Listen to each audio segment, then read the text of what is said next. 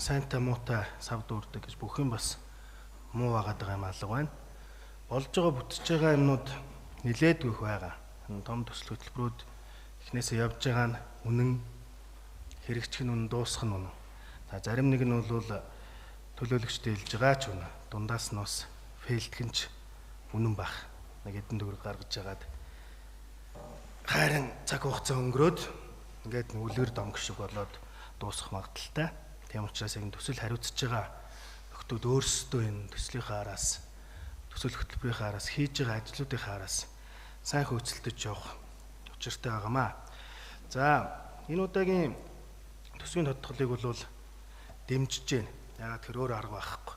Би анх энэ төсөв хилцэж байхад COP17 дээр 70 сая төгрөг тавьсан байсан байхгүй. Тэгээ би гайхчихсан. Гэхдээ чи нийслэл ийм их оролцоотой байхад 70 сая төгрөг тавина гэдэг чи одоо юу гэсэн үг юм бэ гэж. Өнөөдөр ингээд 70 тэрбум төгрөг болоод орж ирж байгаа. Энэ бол яа харахгүй зүй ёсны л асуудал. Олон улсын арга хэмжээ, олон улс, Монгол улс, олон улсад өөрсдөө сурчлан дээрээс нь маш их ашиг орлого олгоч бүрэн боломжтой. За зүгээр яг хуу өнөөдөр ингээд хуралд орж ирэх гээд явж байхад доор нэг их цууж идэ. Тэр ихч байртай болъё гэдэг байхгүй юу. Тэгэд одоо миний мэдхийн 4 сар сууж байна. Манай ажлын үүдэнд надтай бараг хуурай ихчдүү болж 2 сар суулаа. Тэгээ наашаа яриа дахиад 2-3 сар сууж байна. Тэгэх тодорхой юмнуудыг тодорхой хэлдэг баймаар энэ албан тушаалтнууд. Тэгээ манайх руу энэ төр байр өгнө гэж явуулчихсан шүү. Тэгээд би бол байр өгөх ямар ч боломжгүй гэдгийг та бүхэн мэдчихэж байгаа ш. Нэг ховоосон цаасны компани төсөл хэрэгжүүлж иргэдийг одоо аюулгүй амьдруулах гэж нэг дахин төлөвлөлт хийх гэж л оролдож байгаа юм компани гүйцэтгэх удирдлага хүн байна.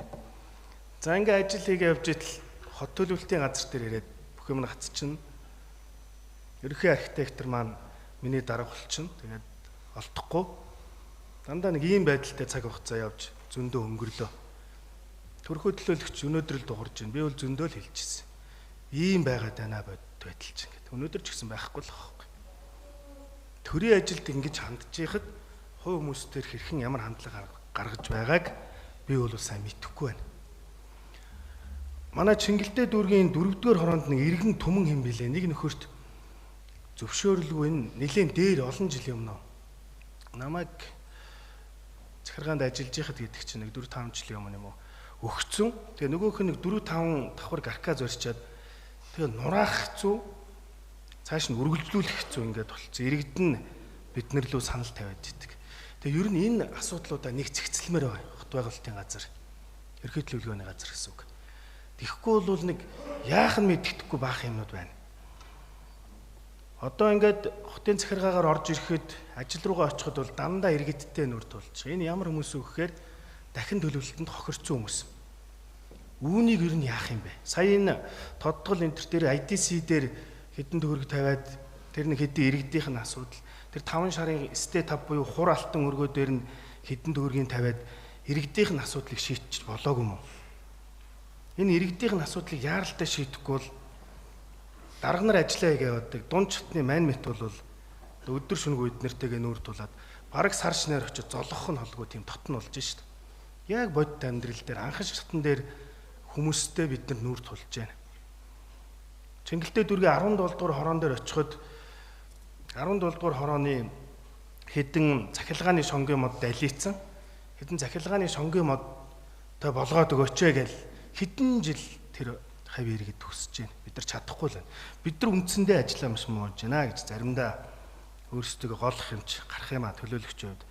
Энэ төсөв мөнгөтэй холбоотой зүйл дээр зарим нэг саналуудыг авч ямаар байна. Том төслүүд явдгаараа явна. Тэгтээ амьдрал бас үргэлжилж байгаа. Анхан шатанд маш олон хүмүүс зов зүдэрч хоолтой хоолгүй бор хоногийг өнгөрөөж байгаа гэдгийг бид өнөөдөр нийслэлийг төлөөлж сууж байгаа төлөөлөгч хүмүүсийн хувьд бодож явах хэрэгтэй юм байна лээ шүү.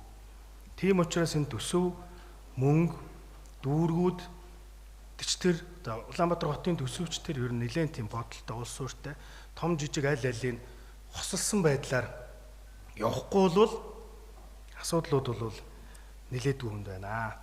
За жишээлбэл одоо хоёр хараагүй багш байгаа.